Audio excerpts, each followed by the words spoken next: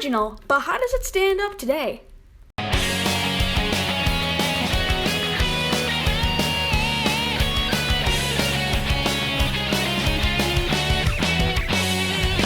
Hello everyone, Karsty5 here, and welcome to my review of Super Mario Bros. For the NES. Now, this game is super iconic and pretty much defined a whole generation of video gaming, and it's still recognizable today.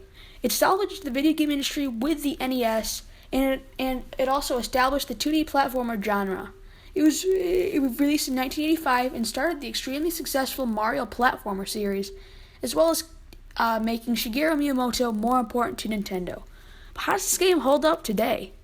Now, as for the story, there really isn't much to speak of. The game simply just starts at level 1 when you first start playing. But that also is kind of part of the charm, since it is so simple. But for those of you wondering, you do save Princess Peach from Bowser, just like any other Mario game.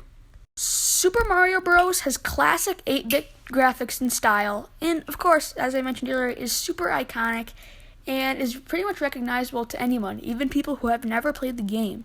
It was probably a technical achievement for the time, and also for the number of sprites on screen. However, nowadays, it's kind of dwarfed by games that came after it, even in and on the same console, especially with Super Mario Bros. 3. But that doesn't mean that these graphics are any less fun to look at.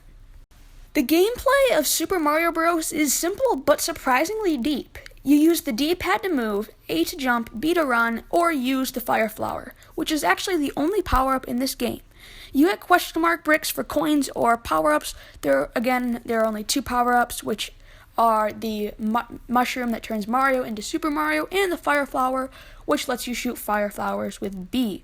There are 8 worlds total, 4 levels per world, and there are many types of levels, like the water levels, castles at every 4th level, where the iconic phrase, "Our princess is in another castle," can be heard.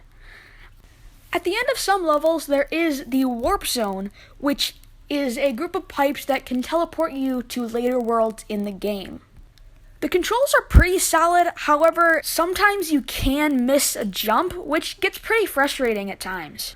Another cool feature is that there are hidden blocks scattered throughout the world that can give you the 1-up power-up, I guess, which gives you an extra life, and just otherwise provide you with some extra coins. Of course, no video game is ever complete without enemies, and this game has a ton. There are Koopas, which you can jump on their shell and kick the shell to knock out other enemies, and there are the Goombas, which walk really slow and are pretty easy to take out. In some levels, there are also Spinies that are thrown by Lakitu in his cloud above. And there are also one of the most annoying enemies in the Mario series, the Hammer Bros, which were introduced here, like all of the other enemies. Overall, I feel like this game really does hold up to what made it so great in the past, and it's really a fun game to play even today. The difficulty isn't too steep, however, it can get a bit difficult towards the end. I would recommend this game to anyone who's into the NES and classic games in general. Thank you so much for watching, and I hope you enjoyed this video. Feel free to like and subscribe, and just check out the rest of my channel. Have a great day. Bye.